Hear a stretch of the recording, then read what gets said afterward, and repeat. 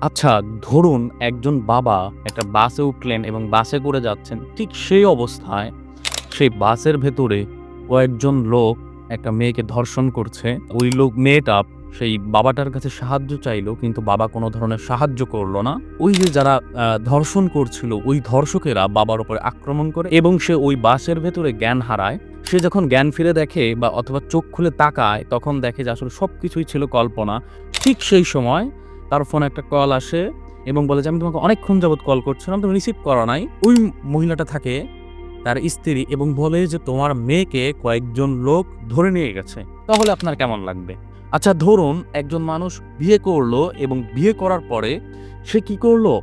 বিদেশ চলে গেল এবং তাকে এই বুদ্ধিটা দিল তার কাছেরই এক বন্ধু, যার তার বাড়িতে যাতায়াত ছিল, এবং পরবর্তীতে সে বিদেশ থেকে আসার পরে দেখল যে তার সেই স্ত্রীটা তার সেই বন্ধুর সাথে চলে গেছে। তাহলে ঠিক কেমন লাগবে? আবার ধরুন যে একজন মহিলা প্রত্যন্ত গ্রামে বসবাস করে, যে সাপ ঝাড়ফুঁক করে, সাপের বিষ নামায়। তার মৃত্যু হলো সাপের কামড়ে। দেখা গেল যে সুপার ন্যাচারাল কিছু হইছে। তার মাথার রক্ত, মাথার পেছনে ফুটো টাইপের এবং বালিশ সহ ফুটো, সেখান থেকে রক্ত চুষে নিছে। ধারণা করা হয় এটা সাপে নিছে। এই যে এই ঘটনাগুলো জানলে আপনার কেমন লাগবে? যদি আপনার মনে হয় যে জানা দরকার বা বোঝা দরকার, তাহলে আপনি পড়তে পারেন অলাত এহসানের 'অনভ্যাসের দিনে'। এই বইটা আমি পড়েছি, আমার কাছে ভালো লেগেছে। এরকম আরো অনেকগুলো গল্প আছে।